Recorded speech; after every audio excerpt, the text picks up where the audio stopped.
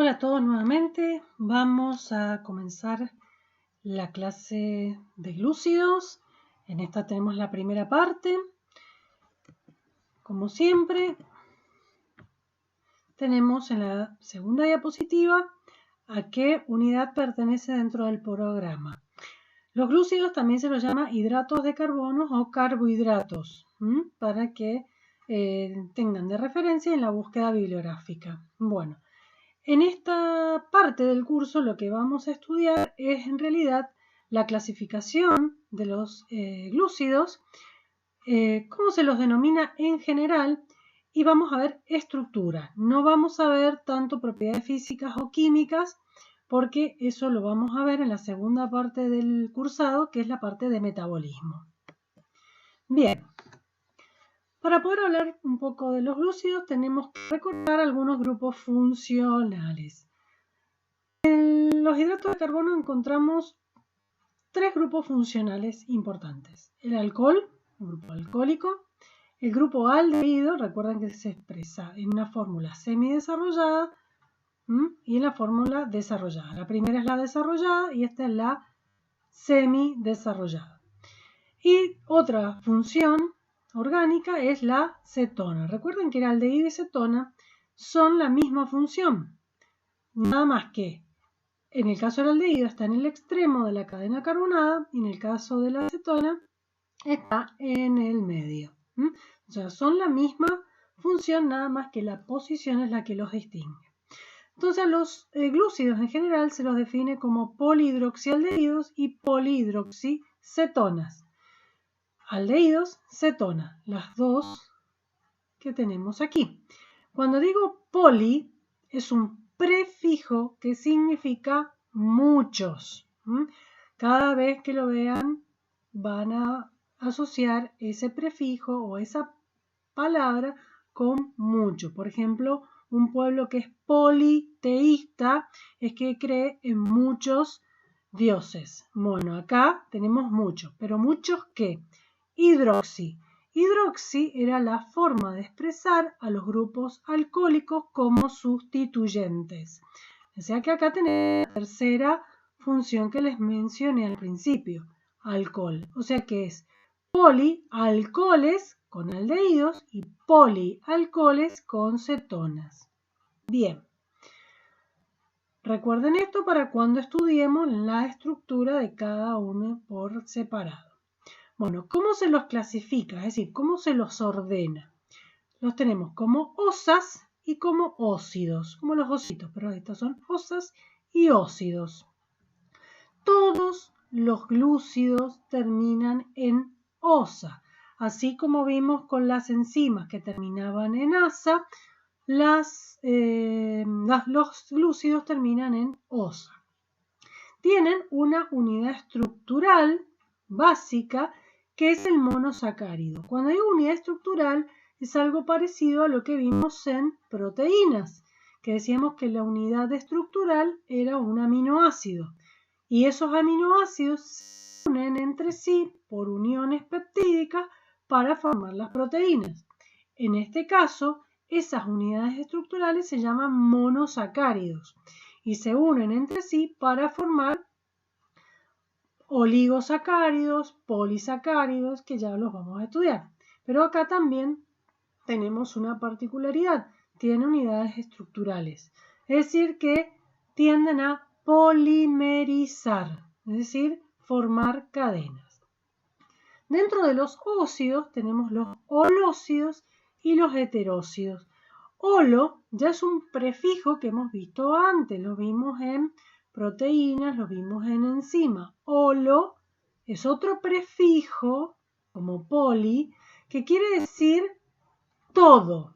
En este caso, el prefijo holo significa todo. Cuando digo todo, óxidos, o sea, todos monosacáridos unidos. Cuando se unen dos monosacáridos se llaman disacáridos, porque el prefijo di significa dos. Sacáridos es para hablar de glúcidos. Oligo significa unos pocos, como los que se refieren a la oligarquía. La oligarquía es el gobierno de pocos. O sea que oligo tiene que ver con poco, a diferencia de poli, que es mucho, como lo tenemos aquí abajo, polisacárido. Es decir, que disacárido tiene 2, oligo tiene pocos y poli tiene muchos. Para ponerle un límite de cantidad, cuando tenemos menos de 8 a 10 monosacáridos que forman una cadena, se le dice oligosacárido.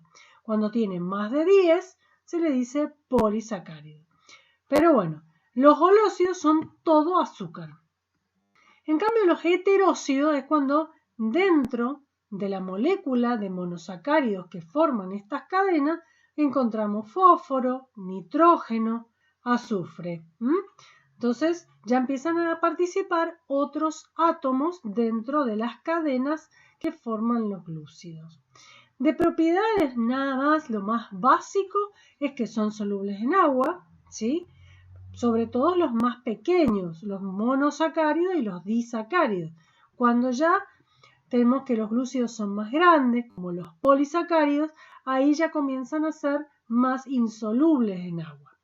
Y tienen poder edulcorante. Uno asocia a veces la palabra edulcorante solamente a aquello que es artificial. Edulcorante es una propiedad, ¿sí? Algo que endulza. La sacarosa, que es el azúcar común, ¿sí? El que viene por kilo, Ledesma, la marca que quieran, es azúcar sacarosa, es sacarosa, ¿sí? Ella también tiene poder edulcorante, porque en realidad el poder edulcorante es que es dulce. La stevia es una planta que también tiene poder edulcorante. O sea que son moléculas que dan dulzor. Eso es edulcorante. Bien, sirven como fuente de energía, ¿sí? Los hidratos de carbono se comen para obtener energía. Por eso el metabolismo intermedio, que lo vamos a estudiar más adelante, forman parte de los ácidos nucleicos. Cuando hablamos de ADN o ARN, que son ácidos nucleicos, decimos ácido desoxirribonucleico o ácido ribonucleico. El ribo es o desoxirribonucleico, el ribo es de ribosa, que es un azúcar. Entonces los compuestos que son ácidos nucleicos, como el ADN y el ARN, también tienen azúcar. Los grupos sanguíneos también son azúcares. ¿Dónde se encuentran? Se encuentran en los glóbulos rojos de nuestra sangre y forman parte del glucocálix. Recuerden lo que era un glucocálix. Son los que están en la superficie de todas las células, en la membrana plasmática. Es la cubierta de azúcares que está en la cara externa de la membrana plasmática. Bien. Esos monosacáridos que vamos a estudiar tienen de origen dos moléculas. La dihidroxiacetona y el gliceraldehído. Acá yo remarqué ona y acá remarqué aldehído. ¿Por qué? Porque esas funciones aldehído y cetona que tienen estos polihidroxialdehídos y polihidroxicetonas tienen que tener un lugar que les una molécula que les da origen. Bueno, acá tenemos el gliceraldehído y aquí tenemos la dihidroxiacetona. Acá tenemos la función aldehído. Acá tenemos dos funciones alcohol, ¿sí? Y en este caso tenemos las dos funciones alcohólicas en los extremos y tenemos una función cetona en el medio. Esto es una aldosa, porque viene de aldehído. Esto es una cetosa porque viene de una cetona. Osa, la terminación osa. Siempre que la vean es un glúcido. Entonces acá tenemos dos nombres, aldotriosa y cetotriosa. Aldo me significa aldehído. Ceto significa cetona. Tri está diciendo el número de carbonos que tiene esta cadena. ¿Cuántos tenemos? 1, 2 y 3. Osa, ya sabemos que es un glúcido. En este caso dice dihidroxi, que son los dos, acetona. Es una ceto, tri, porque tiene 3 carbonos, y es un azúcar porque termina en osa. Este gliceraldehído es el que da origen a todas las aldosas. Y esta molécula de dihidroxiacetona da origen a todas las cetosas. O sea que osa lo voy a encontrar en todos los glúcidos. Aldo o ceto me está indicando la función principal. Bien, en los libros van a encontrar mucho la L-glucosa, por ejemplo, o la D-glucosa.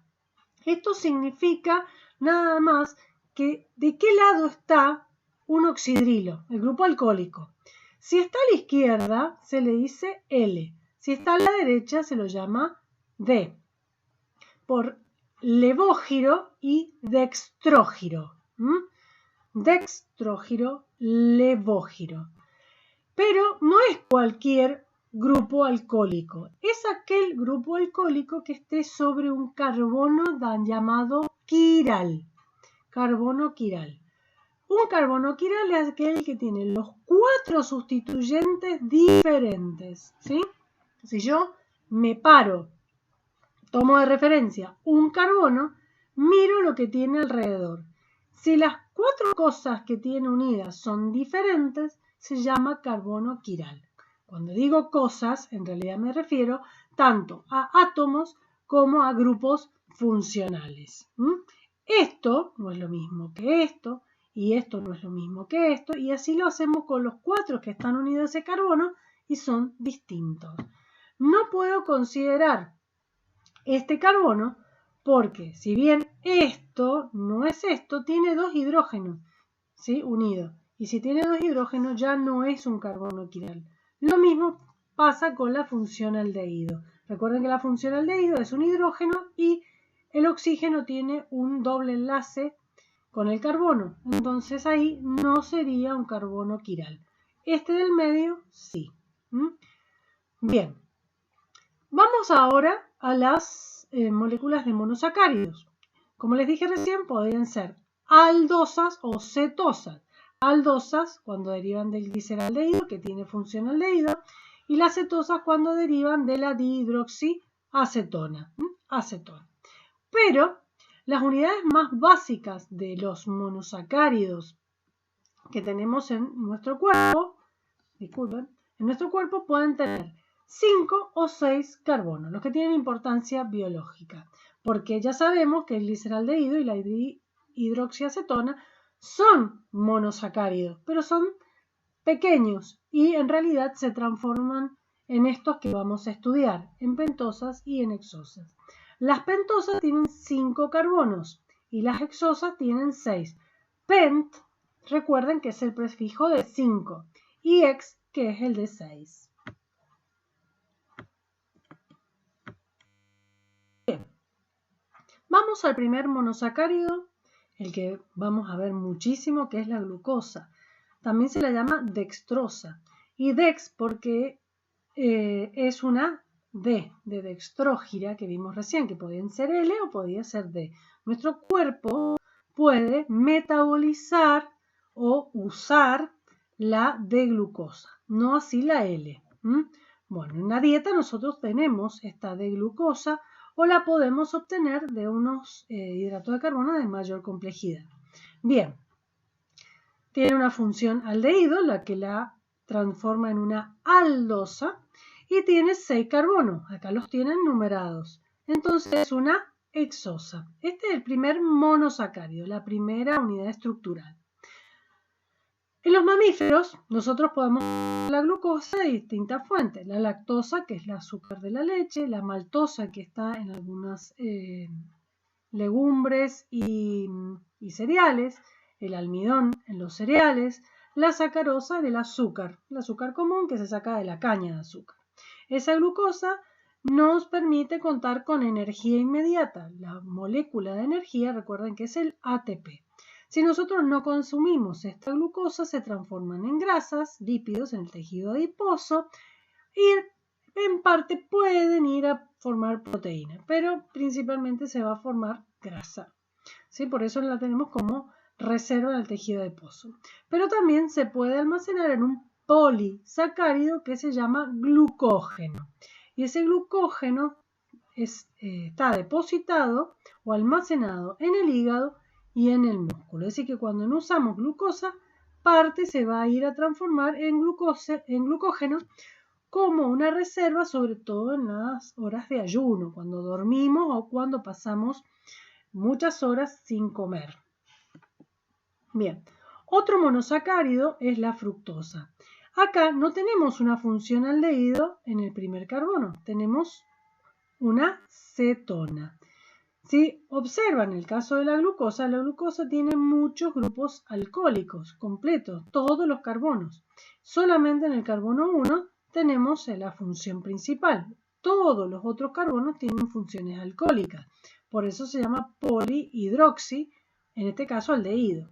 En el caso de la fructosa, si le prestamos atención, todos los carbonos, el 1, el 3, el 4, el 5 y el 6, tienen funciones alcohólicas. Mientras que en el carbono 2 tenemos una función cetona, una función cetona. Por lo tanto, esto es una cetosa. Y como tiene 6 carbonos, también es una hexosa. ¿Dónde encontramos la fructosa? Bueno, en las frutas, la palabra lo dice, también en la miel y en la sacarosa, que recuerden es el azúcar común. Después tenemos la galactosa, que forma parte de la lactosa. Esto es un disacárido. La lactosa, el azúcar que le dicen azúcar de la leche, tiene galactosa, porque la lactosa, el azúcar de la leche, es un disacárido de 2. Entonces, uno de esos 2 azúcares o monosacáridos es la galactosa. La galactosa también tiene un aldehído y en todos sus otros carbonos tiene grupos alcohólicos. Lo único que, si uno presta atención, algunos oxidrilos están a la derecha y otros oxidrilos están a la izquierda.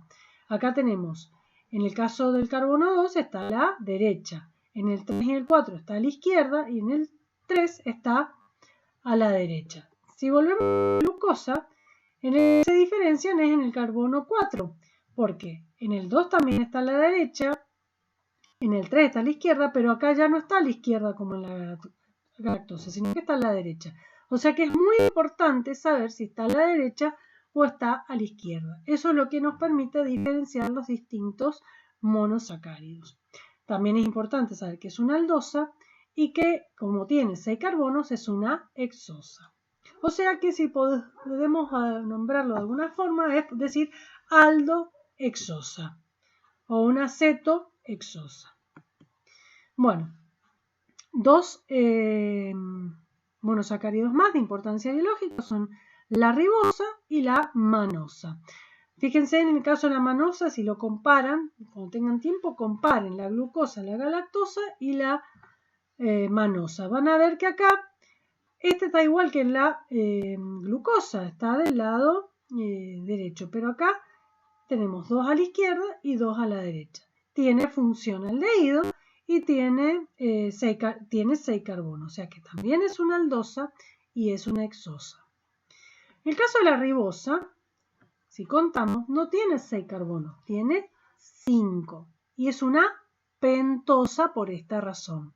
Su función principal es un aldehído, por eso es una aldosa, a pesar de que tiene 5 carbonos y tiene un montón de grupos alcohólicos, que lo hace polihidroxi. Y los tiene los 3 que están en el medio a la derecha. Bien, hasta aquí la primera parte de glúcidos. Seguimos en la siguiente con disacáridos y polisacáridos.